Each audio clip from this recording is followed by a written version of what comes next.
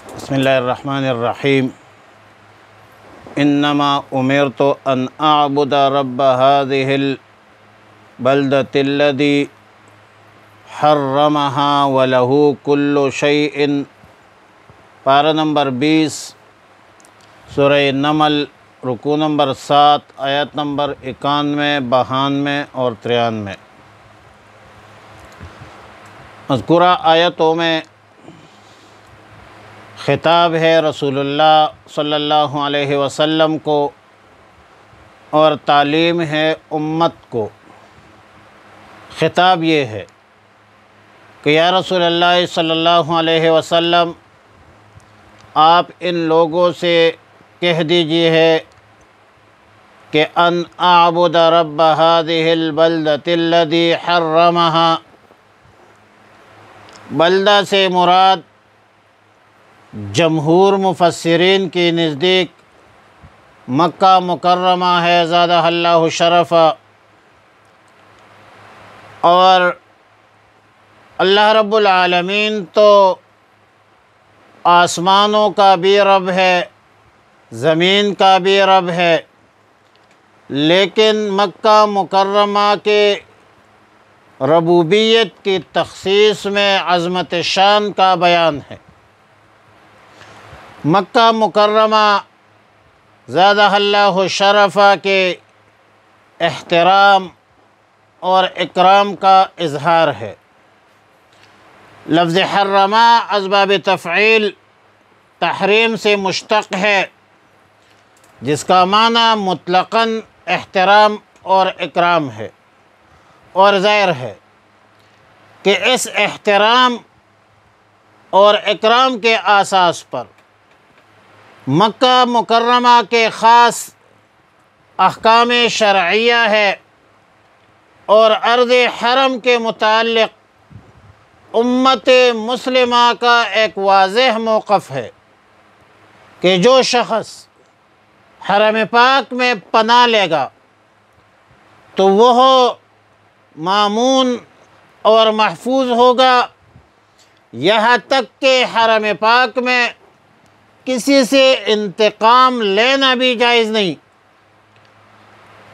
حرم پاک میں کسی کو قتل کرنا تو بہت دور کی بات ہے۔ حرم پاک کی حرمت اور عزت تو یہ ہے کہ حرم پاک کے حدود میں شکار کرنا بھی ناجائز ہے، وہ یہاں تک کہ درختوں کا کاٹنا بھی ناجائز ہے۔ وَمَن دَخَلَهُ كَانَ آمِنًا، اور سورہ مائدہ کی آیت ہے وَلَا تَقْتُلُوا الصَّيْدَ وَأَنْتُمْ حُرُمٌ۔ پھر فرمایا وَلَهُ كُلُّ شَيْءٍ، ہر چیز اللہ کی ملک ہے، اور جب ہر چیز اللہ کی ملکیت ہے، اللہ ہی کے قبضے قدرت میں ہے، تو اللہ تعالیٰ کے ساتھ عبادت میں کوئی شریک، کوئی سہیم نہیں ہے۔ یہی خطاب ہے رسول اللہ صلی اللہ علیہ وسلم کو کہ مجھے ہے حکم ازا لا الہ الا اللہ، بہار ہو کہ خزاں لا الہ الا اللہ، اور مجھے حکم ملا ہے کہ ان اتلو القرآن، کہ میں قرآن پڑھ پڑھ کر سناؤں، احکام الہیہ کی تبلیغ کروں، اللہ کے احکامات لوگوں تک پہنچا دوں۔ فمن اہتدی فانما یہتدی لنفسہ، جس شخص نے ہدایت پایا، سیدھے راستے پر چلا، تو اس نے اپنے لیے ہی ہدایت پایا، اپنے لیے ہی سیدھے راستے پر چلا، عذاب سے، نجات سے محفوظ اور جنت کے لازوال نعمتوں پر مالا مال ہوگا۔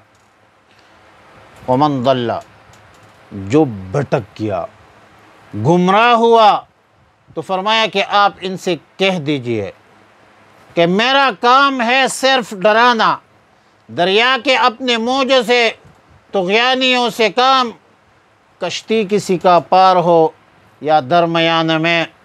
آیت نمبر 93 میں فرمایا قل الحمد للہ سیوریکم آیاتہ، تمام تعریفیں اللہ کے لیے ہے، تمام حمد و ثناء اور خوبیاں اللہ ہی کے لیے ہے۔ قدرت بھی اللہ کی، حکمت بھی اللہ کی، حکومت بھی اللہ کی۔ قدرت اور حکمت کا تقاضا یہ ہے کہ قیامت کے دن ان سے حساب لیا جائے گا۔ اب یہ قیامت کا دن کب واقع ہوگا، اور لیکن ان کی نشانیاں عنقریب ان بدبختوں کو، منکرین قیامت کو دکھایا جائے گا۔ اور اے منکرین قیامت، تم پہچان بھی لو گے، لیکن پھر اس علامات اور نشانات کے پہچان و تعارف کا تمہیں کوئی فائدہ نہیں ہوگا، تمہیں سزا بھگتنا پڑے گا۔ اللہ رب العالمین تمہارے سب اعمال و اقوال و افعال سے، احوال سے باخبر ہے، اور اللہ رب العالمین جانتا ہے۔ اللہ علیم ہے، خبیر ہے، بصیر ہے۔ فرمایا انما امرت، بے شک مجھے حکم دیا گیا ہے، ان اعبدا، کہ میں عبادت کروں، رب هذه البلدۃ الذی، اس شہر مکہ کے رب، الذی حرمہا، جسے اللہ نے محترم بنایا ہے، وَلَهُ كُلُّ شَيْءٍ، اور اسی کی ہے ہر چیز، ہر چیز اللہ کی ملکیت، طاقت، قوت میں ہے، قبض قدرت میں ہے۔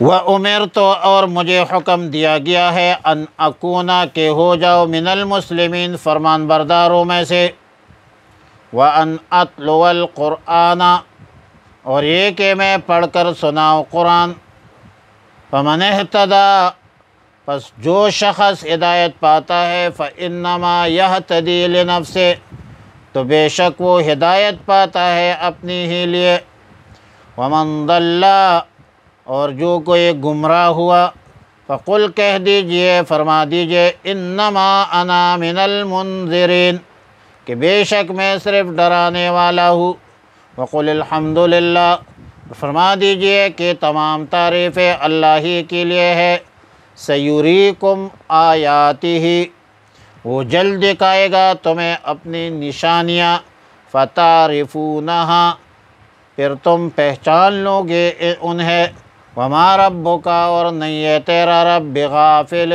بے خبر، عَمَّا تَعْمَلُونَ، اس سے جو کچھ تم کرتے ہو۔